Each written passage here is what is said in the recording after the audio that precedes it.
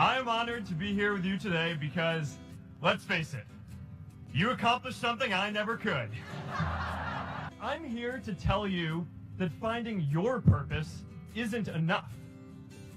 The challenge for our generation is to create a world where everyone has a sense of purpose. I remember that night I launched Facebook from that little dorm in Kirkland House. I was excited to help connect the Harvard community, but one day someone would connect the whole world. It never even occurred to me that that someone might be us. We were just college kids. We didn't know anything about that.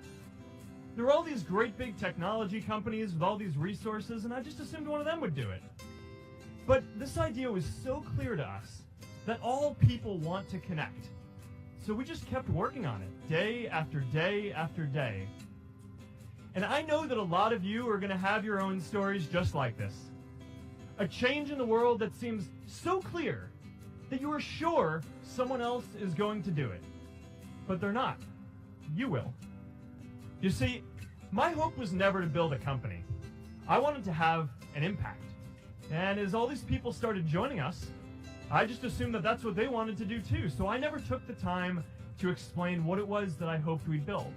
A couple of years in, some big companies wanted to buy us. I didn't want to sell. I wanted to see if we could connect more people. And we were building the first version of Newsfeed at the time, and I thought, if we could just launch this, it could change how we all learn about the world. Nearly everyone else wanted to sell. One of my close advisors told me if I didn't agree to sell the company right now, I would regret that decision for the rest of my life. Relationships were so frayed that within a year or so, every single person on our management team was gone. That was my hardest time leading Facebook. I believed in what we were doing, but I felt alone. And worse, it was my fault. I wondered if I was just wrong, an imposter, a 22-year-old kid who had no idea how things actually worked.